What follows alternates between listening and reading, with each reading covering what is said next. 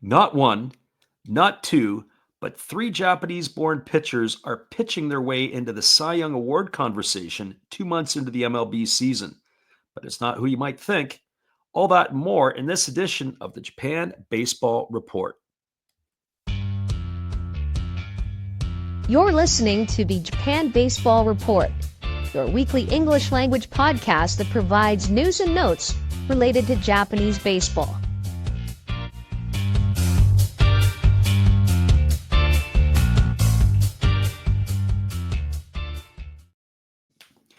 Well, the Japan Baseball Report has taken a bit of a hiatus here in the middle of the season, and we are been calling quite a few games, whether it be the Japanese games or even sneaking in a few MLB games on the YouTube channel. Hopefully, you folks have been able to bounce over and enjoy the games with us, as it has taken up quite a bit of our time. 55 games so far deep into the 2025 season, as we have a lot to say about what's going on, not just in Major League Baseball, the NPB, but with the Japanese players that are playing in the MLB as well. We're going to kick this one off with the offensive players. It is going to be that of Seiya Suzuki for the Chicago Cubs. Suzuki has had himself an impressive season. He got off to a bit of a slow start.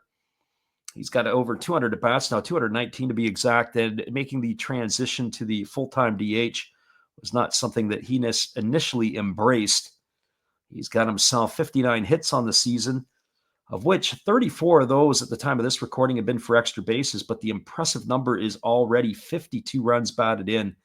Chicago Cubs with the play of Pete Crow Armstrong and also some of the others, young guns that are over there like Michael Bush, as well as Kyle Tucker, have the North Siders really excited about the play. Suzuki at the time of this recording, had a 269 batting average, and he's been reaching base at a 333 clip, as well as a slugging percentage of .562. So Suzuki has been everything and more of what the Cubs have expected, and this is about the time of the year that we'd like to keep our eyes on him, because can he stay healthy for a good, solid stretch during the summer months in Major League Baseball? Well, that is the first one out of the gate. The second one is of Shohei Ohtani.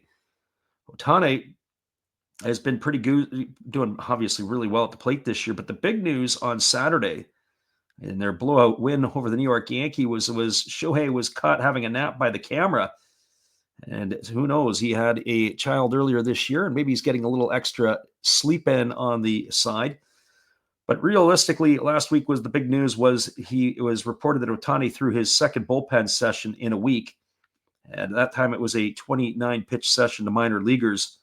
So Ohtani is building up and getting himself ready to get back onto the mound for the Dodgers in some capacity. But offensively, he is still leading Major League Baseball in home runs. At the time of this recording, he had 22 homers, 37 RBIs. He was hitting .295. Also had stolen 11 bases, walking 37 times, but striking out 66 times in the 227 at-bats. There's no doubt about it, the Dodgers' three-headed monster of Ohtani, Betts, and Freeman will give them an opportunity to push their way into the playoffs and potentially back to the World Series if they can get everybody firing on all cylinders later in the year. Our next up is Masataka Yoshida on the offensive side of things. And this is a bit of a challenge. The Boston Red Sox outfielder had off-season shoulder surgery. He had a torn labrum. And for those of you who may or may not know, his labrum surgery was very similar to that of Shohei Ohtani's offseason, but the difference is this was to Masataka Yoshida's throwing arm. Ohtani had the non-throwing surgery. Well, he received a cortisone shot on May the 4th. It was reported on May 24th, Yoshida played catch from 60 feet. He basically was rehabbing, and they had to shut him down, and now he's basically restarting a post-operative throwing program. He's not even close to being game ready. The Red Sox have come out and said that he has to play a position for him when he does come back, because Rafi Devers has taken over as the full-time DH. And with that move to full-time DH, obviously Yoshida's going to need to play a position in the outfield, which is already overcrowded. And what will the outfield mix look like when he returns? Well, that remains to be seen, as it doesn't include the promotion of Roman Anthony right now, but With Jaron Duran, Wilyer Abreu, and Sedeno Rafaela, there's been rumors swirling that the San Diego Padres may be interested in Jaron Duran. But I don't know if anybody would be interested in Yoshida at this point unless he can come back, show that he's healthy, and be productive before somebody makes a move for him. The other part is with the Red Sox, with 3 more years left on his contract, he may be on the hook to have to pick up some of that if they ended up dealing Masataka Yoshida to somebody else. Well, that's the offensive picture so far for those who are playing in Major League Baseball. We'll be back in just a couple moments with our pitching, and there's a lot of pitching to talk about this time around. Lots of good baseball happening, and certainly that'll be something that we want to take a look at as well. We're back in just a couple moments after this break. You are listening to the Japan Baseball Report, brought to you by Last Drafts Baseball. If you are into the NPB, be sure to join us for our listening parties and live English commentary on the Last Drafts Baseball YouTube channel beginning March 28th, 2025. If you're just here for the podcast, it can be found on YouTube and wherever you download your podcasts.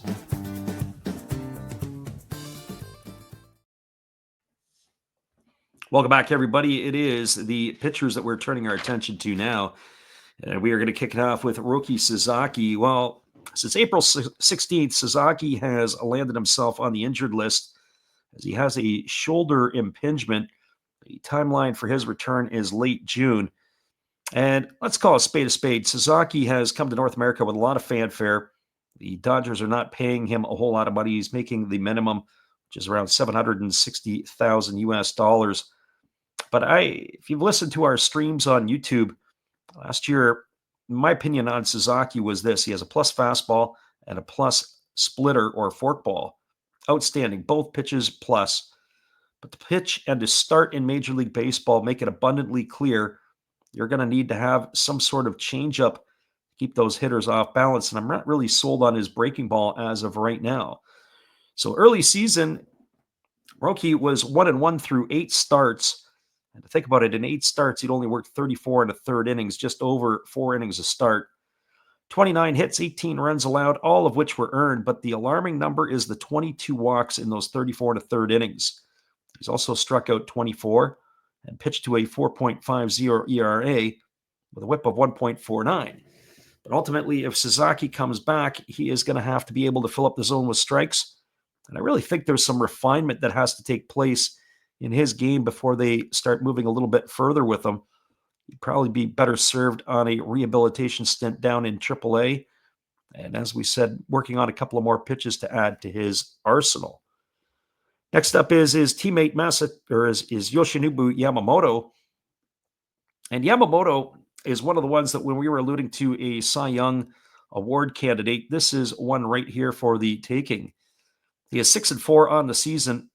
And I don't know if he's a leading candidate or the number one candidate. Certainly Paul Skeens will be in the mix. Zach Wheeler will be there too. Unfortunately for Mackenzie Gore, if he had a winning record, but his numbers are pretty solid for the Washington Nationals. There are a lot of players in the mix who could possibly get the Cy Young, but Yamamoto is certainly one of them for the Dodgers right now. He's had 12 starts already this year, and he's worked 67 and 2/3 innings, allowing 45 hits, 21 runs, 18 of which have been earned. He's pitched to an ERA of 2.39, but an impressive whip of only 1 even. Now, in his last starting against the Yankees, it was the first time this year he didn't throw at least 5 innings. He worked 3 2/3 as he was knocked out of that start fairly early. But that is the second time he's faced the Yankees this year. And keep your eye on Yamamoto as how he's going to rebound from that, and more than likely how he'll finish out the year. But I would think that Yamamoto is going to be in the mix for the Cy Young Award in the National League. Now, unfortunately, for some bad news, for those of you who are Hiroshima Carp fans who maybe were following Kenta Maeda and his progress through Major League Baseball, the Detroit Tiger was released as they had cut him loose. He appeared in 7 games for the Tigers this year, working 8 innings. He'd given up 9 hits, 8 runs, 7 of which were earned, pitching to an ERA of 7.88, walking 6 in that time frame. Well, after the Tigers let him go, the Chicago Cubs signed him to a minor league deal. And in 3 starts with the Cubs, he has been absolutely horrific. And I feel bad because really Maeda, when he pitched with the Dodgers, he was fun to watch. Even when he went over to the Minnesota Twins, he gave the Twins something as well. But I think it is pretty much understood that Maeda's days as a big leaguer may be coming to a end here in North America. He has 6 2/3 innings under his belt for the Cubs at AAA, and he's got an ERA of 24.3. On top of it, he's allowed 18 hits in those 6 2/3 innings of work and walked 7. So I really think that Maeda's days as a big leaguer are coming close to a finish, unfortunately for him. We'll be back in just a few as we will continue on here with the Japan Baseball Report. Stick around, everybody. More to come after this.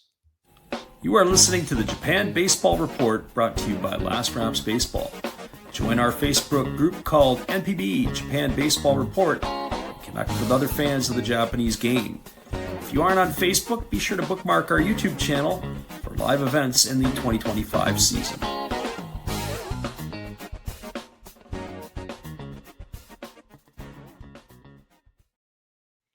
Our next up is Los Angeles Angels' Yusei Kikuchi. I think the Angels may have found their ace. Despite the win-loss record of 1-5, Kikuchi has been pretty solid. Something that is also to note is not only is Kikuchi been solid, but so far the Angels' starting pitchers have not missed a start since the beginning of the year. The only team, I believe, left in Major League Baseball to be on that path. But Kikuchi at 1-5 in his 12 starts. He's had a solid season, not enough support, and he hasn't missed a start, as we mentioned. And as of June the 1st, he's worked 64 2/3 innings, allowing 63 hits, 25 runs, 22 have been earned, walking 35 and striking out 58, with an ERA of 3.06. The thing with Kikuchi, when he left the Blue Jays last year to go to Houston, the turning point for him with the Astros is they started to use his four-seam fastball a lot more frequently and started to shelve some of the off-speed pitches. So in Toronto, there was more of a off-speed type of mix that they were asking him to do, whereas he was attacking hitters with a different mindset in Houston. And by all accounts, he's been taking that with him into Los Angeles as well. So keep your eye on Kikuchi, as well as the Angels. They're punching a little bit above their weight right now. And I think that the first of 3 years that they've given Kikuchi will pay off in the end. A veteran left-hander who can throw strikes and be around the zone is exactly what the Angels have there.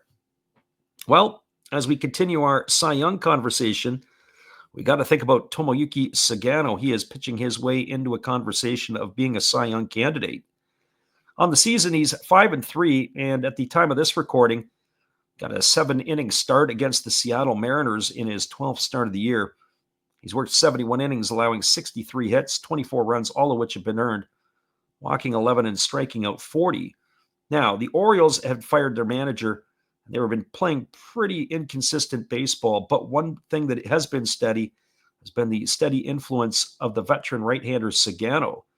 3 of his 5 starts in May were quality, and he's picked up with his first start in the month of June against the Mariners with a quality start as well. So look for Sagano to continue to pitch his way.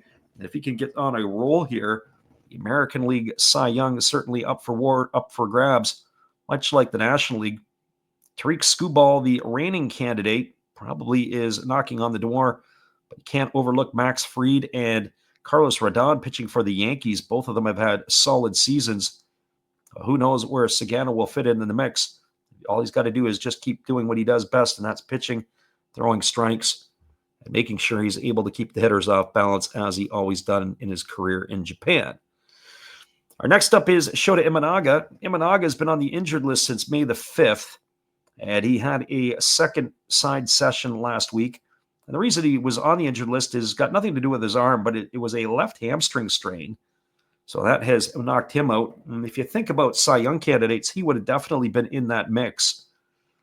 In his 8 starts this year, he had a 3-2 record, but in 44 2/3 innings, he had struck out 34 batters. He'd allowed 35 hits, giving up 15 runs, 14 earned, while he had an ERA of 2.82 and a whip of 1.1. Imanaga, the leader for the Cubs, as far as the pitching staff is concerned, and they've done pretty well even without him. This Cubs ball club is going to be very, very dangerous and they have got them playing pretty good ball. Craig Counsell is pulling all the right strings in the Windy City, and it'll be a nice shot in the arm when Imanaga is able to make his return. Next up on our list is that of Kodai Senga and the Ghost Fork, and that would be our third pitcher who is pitching his way into the Cy Young conversation. 6-3 on the year at the time of this recording, and 11 starts. He's worked 62 innings, allowing 45 hits, 14 runs, 11 of which have been earned. He's got the league best 1.60 ERA and a whip of 1.18, while Senga, who missed quite a bit of last year, has come back with vengeance this year for the Mets, and certainly will be a centerpiece that will be counted on from now to the end of the season, anchoring that staff in New York. We're going to head to the West Coast, where we're going to take a quick look at Yuki Matsui. Matsui is one of two San Diego Japanese pitchers. Matsui 1-1 on the season. Got a victory in the game on Tuesday against the San Francisco Giants. He's appeared in 25 games. Early on in the season, he was getting some high leverage situations, but he's running into a little bit of a rut lately. He's been roughed up a bit. 24 innings pitched. He's allowed 18 hits, 10 runs, 9 of which has been earned, 11 walks and 16 Ks, pitching to an earned run average of 338. One of the things that Suzuki, when he came across from Tohoku, the knock on him was using too many pitches to have to get batters out at the back end of the ball game. I remember seeing him when he pitched 25, 30 some odd pitches in a ninth inning to get the save, and really having to work, not being able to have that one pitch that could finish the hitters off. Well, you could see that sometimes in Matsui, is not able to command his pitches, not getting a lot of life on the pitch. At the same point in time, hitters being able to really battle him deep into counts to wear him down. The 5'8" Matsui has been steady for the Padres. He's only in the second year of the 5-year deal that they had given him. Well, our last Padre is that of Yu Darvish, and this has been an interesting piece. Darvish has not pitched as of Monday, June the 2nd, and he was slated to throw a bullpen on Monday. There's all kinds of different things that are swirling around his camp. On May 14th, he had a rehab start down in AAA, and he left early. And he was quoted as saying, at least Darvish was, saying that he needs to find a new routine. Now, Heath Bell, the longtime and former closer of the San Diego Padres, he was speculating this week that there could be a slight tear or maybe something more going on in the arm of Darvish. Right now, they say there's no ligament damage, and it didn't require surgery, his injury. But keep your eye on that one, because it is getting a little bit deeper into the season, and obviously there is the concern with Darvish if he has that problem. They still have a couple more years on his contract. So Darvish is still in a situation where he's under team control for a couple more years. The Padres definitely want to get more out of him before the season's end. We're going to take another little time out, and we're going to come back in just a moment as we're going to look at the players that didn't break camp but are still in organized ball in the United States. We'll be right back after this. Japan Baseball Report has been brought to you by Last Drafts Baseball. If you would like to reach us with questions or comments, our email address is info@lastdraftsbaseball.com. We'll respond to as many comments and questions in the upcoming episodes that we can. We appreciate your listenership and look forward to seeing you at one of our live stream listening parties this season. Next up is Shintaro Fujinami. Mount Fuji landed in the Seattle Mariner organization this year. He didn't break camp with the club. He is down in AAA Tacoma. And really, it is hard to watch Fujinami sometimes, although he has been pitching better lately. Hard to walk away from a 100-plus mile-an-hour fastball.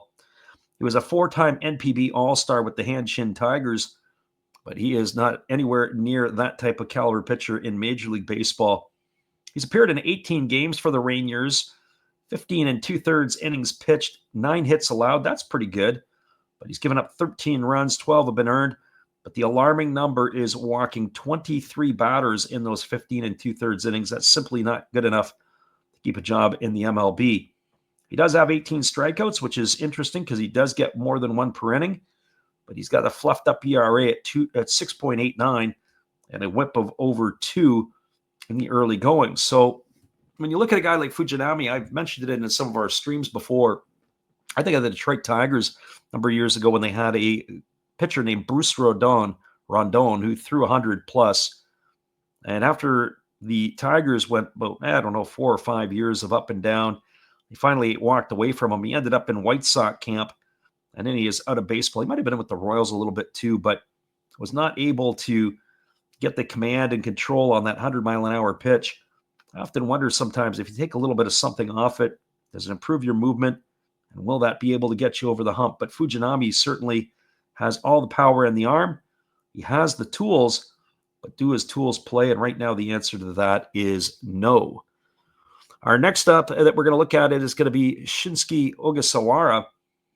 Well, Ogasawara didn't make the Nationals out of camp. It was a fight for the 5th and final spot. The former Chinichi Dragon has landed in AAA, but he was placed on the AAA injured list in mid-April with an oblique injury. Just as he was starting to finally pitch better at the AAA level, he had a record of 1-1. In his 3 starts, he'd worked 15 innings, allowed 16 hits, 9 runs, 8 of which were earned. His walk-to-strikeout ratio was pretty good. He'd only walked 4 and struck out 12, pitching to a 4.8 ERA. But Ogasawara, a lot more expected of him. There's a couple-year contract that he's been given by the Nationals. So we'll see what happens between now and the end of the year. Mackenzie Gore, obviously the leader now of that staff. And then there's a lot of mystery. Jake Irvin, DJ Mers, others. But we'll have to wait and see how this is going to shape up for Ogasawara as it moves forward. Another one that is down on the farm is Koyo Aogi. Aogi, well, the former Hanshin Tiger, was absolutely roughed up, not very good in the spring. And right now he is 0-1, but he has worked in 15 ball games, and he's got 13 and 2/3 innings pitched, allowing 11 hits, 8 runs, 5 of which have been earned. Another concern here is the walks. He is 1 per inning. He's got 13 walks in 13 and 2/3 innings. That's simply not good enough. He has struck out 12 batters, and he's got himself a 3.29 ERA. But Aogi is the one, and I think you're going to have to keep an eye on. The other piece to this is because of the way that he throws, he's a sidewinder. It'll keep hitters off balance and potentially be able to allow him to have some success a little bit down the trail, but he's going to have to get the command of his pitches, certainly if he's going to be able to face major league hitters. Well, the last one is a bit of a unique one, and it's an added on one to our Japan report. It is Tomo Otosaka, and for those of you who may remember, he was with the Yokohama DNA Bay Stars. He also had an opportunity to play in the Mexican and Venezuelan winter leagues. So he was an 8-year veteran with the Bay Stars in the NPB. And in May, he signed on with the AAA Tacoma Rangers with the Seattle Mariners as outfield depth. He was playing in the Atlantic League at the time, an independent league, which a lot of guys will use as a springboard back to Major League Baseball. The 31-year-old, 5'11", 182-pound outfielder, as we said, given them some depth. I thought that was rather interesting. He also played for León and Saltillo of the Mexican League, as well as Yucatan. The Venezuelan Winter League, he had spent time with Margarita. And so he is getting an opportunity. He's only 3 for 17 in the early goings of his career with the Seattle Mariners organization, with a slash line at no homers and 1 RBI with no stolen bases. So curious to see how he is going to perform moving forward. That is Tomo Otosaka. We'll come right back in just a moment, and then we'll wrap this one up for you on the Japan Baseball Report. It is Major League Baseball Roundup with all the Japanese players. Right back after this. Are you into slow motion video of hitting and pitching mechanics? Last Rouse Baseball's YouTube channel has been updating our database. During the 2025 season, we'll be uploading more video with our thoughts and analysis. If you're just here for the podcast, you're listening to the Japan Baseball Report, found on the Last Rouse Baseball YouTube channel and wherever you download your podcasts.